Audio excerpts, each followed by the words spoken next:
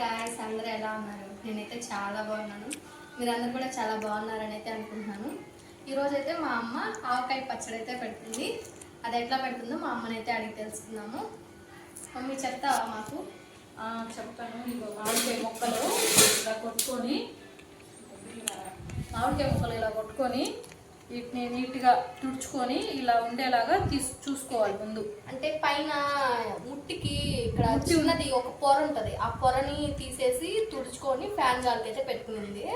ఇట్లాంటి చెక్కు అనేది తీసేసి పక్కన పెట్టేసుకోవాలి, ఏరేసుకోవాలి. ఇలాంటివి వేయకూడదు, పక్కన పెట్టుకోవాలి. ఇలా చెక్కు ఉండేవి మాత్రమే వేసుకోవాలి. ఇవన్నీ నీట్గా తుడుచుకొని ఆరబెట్టుకొని పక్కన పెట్టుకున్నా. వీటిని ఇప్పుడు మనం ఏమేం కావాలో చెప్తా. మామిడికాయ ముక్కలు, ఆవు పిండి, ఉప్పును కూడా ఆవు పిండి ఒక రోజు ఎండబెట్టుకోవాలి. ఆవాలు ఉప్పు ఎండబెట్టుకోవాలి. తర్వాత మెంతులు కూడా ఎండబెట్టుకోవాలి. ఎండబెట్టుకొని అన్నింటిని పొడి చేసి పెట్టుకోవాలి, వేయించుకోకూడదు, ఎండబెట్టుకోవాలి. 1 కేజీ నూనె, ఇవి 2 కేజీలు ఉంటాయి సుమారుగా ముక్కలు. 2 కేజీ ముక్కలకి 1 కేజీ నూనె. నేను కప్పు కొలతలు కూడా చెప్తాను. తర్వాత కొన్ని ఎక్కువైనా వేసుకోవచ్చు, కొన్ని నా దగ్గర కొన్నే ఉన్నాయని కొన్నే వేస్తున్నా. తెల్లబాయలు ఒలిచి పెట్టుకున్నాను. తర్వాత తెల్లగడ్డలు కూడా కొన్ని పేస్ట్ చేసి పెట్టుకున్నాను, కొన్ని పేస్ట్. ఇప్పుడు ఇవి ఊరగాయకి కావాల్సినవి. ఇప్పుడు ఎలా చేయాలో చూపిస్తాను. కప్పు కొలతలతో ఈ కప్పుతో ఎన్ని ముక్కలు వస్తాయో చూసుకున్నాను. ఆ కప్పు ఫస్ట్ ఇలా పైనుంచి కింద దాకా ఒకటిగానే ఉండాలి. ఏ కప్పు అయినా, పెద్దదైనా సరే చిన్నదైనా సరే, కప్పు ఇలా ఉండాలి. అప్పుడు మాత్రమే మనకు కొలతలు బాగా వస్తాయి. ముందుగా తీసుకున్నాము 1 2 3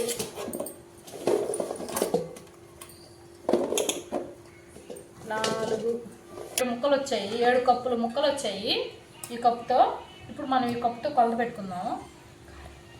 పసుపు, 1 స్పూన్ పసుపు వేస్తున్నాను. ఫస్ట్ 1 స్పూన్ పసుపు వేసి ఈ నూనెలో మనం కాగబెట్టేదేం లే నూనె.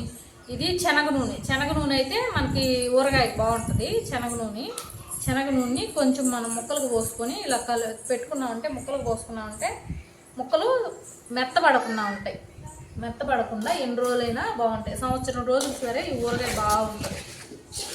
కలుపుకుందాం ఇలాగా.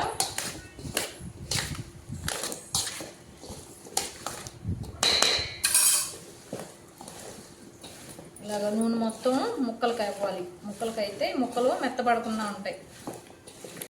ముక్కలు మొత్తం ఇలా ఆయిల్ పట్టేసేసి పసుపు ఆయిల్ వేసుకొని ఈ ముక్కలను వరకు పక్కన పెట్టుకుందాం. ఇంకొక గిన్నె తీసుకున్నాము. ఈ కప్పుతో 7 కప్పులు ముక్కలు వచ్చాయి కదా, ఇదే కప్పుతో మనం కొలత పెట్టుకుందాం.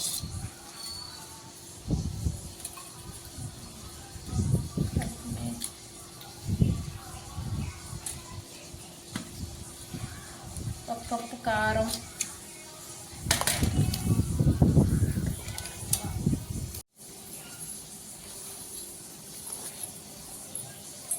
ఉప్పు అంటే కొంచెం తక్కువ, సాల్ట్,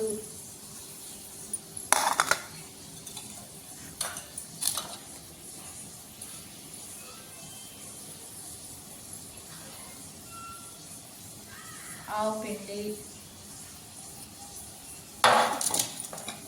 మెంతిపిండి ఇటన్నిటికంటే చాలా తక్కువ. మెంతిపిండి ఒక 2 స్పూన్లు అనమాట. మెంతిపిండి, మెంతులైనా వేసుకోవచ్చు, నేను మెంతిపిండి వేసుకున్నాను. తర్వాత తెల్లగడ్డలు ఒలిచి పెట్టుకున్నవి, పేస్ట్ కచ్చాపచ్చగా చేసుకున్నా తెల్లగడ్డల పేస్ట్. వీటన్నిటిని బాగా మంచిగా మిక్స్ చేసుకున్నాము.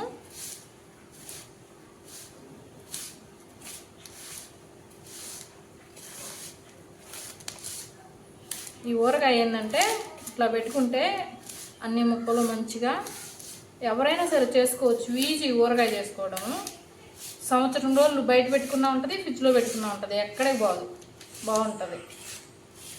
ఎవరైనా కొత్తగా చేసేవాళ్ళు కూడా సరే స్టార్టింగ్ చిన్న కప్పులతో అయినా తీసుకొని చేసుకోవచ్చు అనమాట. చాలా ఈజీ. దీన్ని బాగా కలుపుకున్నాము. కలుపుకున్న తర్వాత ఇప్పుడు ముక్కలు పోస్తున్నాం.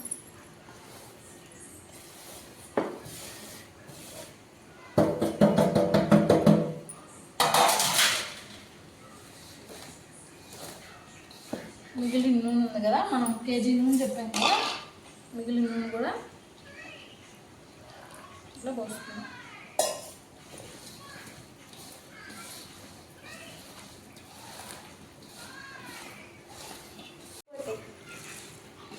ఈ విధంగా మంచిగా కలుపుకోవాలి. ఊరగాయనంతా ఈ విధంగా కలిసింది. కలర్ చూసారా ఎంత బాగుందో ఊరగాయకి. ఇప్పుడు ఒక డబ్బాలో వేసుకున్నాము. డబ్బాలో వేసుకొని ఇది 3 రోజులు, ఇప్పుడు నూనె ఇలా ఉంది కదా, నూనె తేలదనమాట. 3 రోజుల తర్వాత మంచిగా నూనె పైకి తేలుతుంది. ఈ 3 రోజులు చూసుకొని 3 రోజుల తర్వాత ఉప్పు కారం తగ్గిందో సరిపోయిందో కూడా 3వ రోజు తీసి కలుపుకోవచ్చు. మళ్ళీ డబ్బాకి వేసుకున్నాము.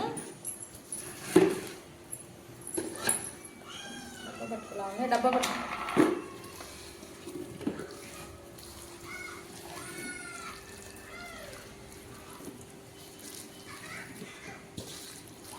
చూసారా ఊరగాయ ఎలా ఉందో. ఇలా చేసుకుంటే సంవత్సరం రోజులు ఖచ్చితంగా ఉంటుంది.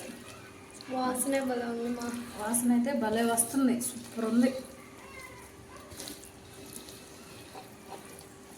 నా డబ్బాలో పెట్టుకొని మూట తీసుకోలేదా,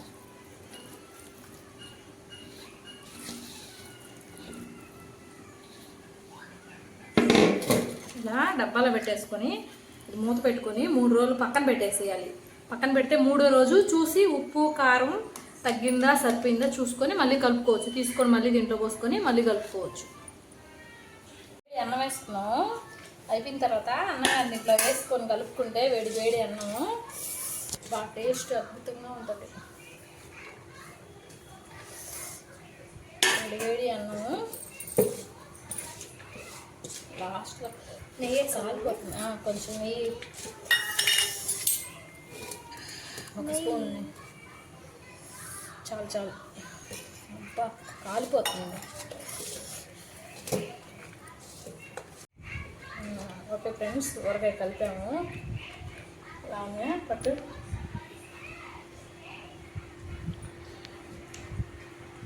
సూపర్గా ఉంది. మా ఒక్క ముద్ద పట్టు.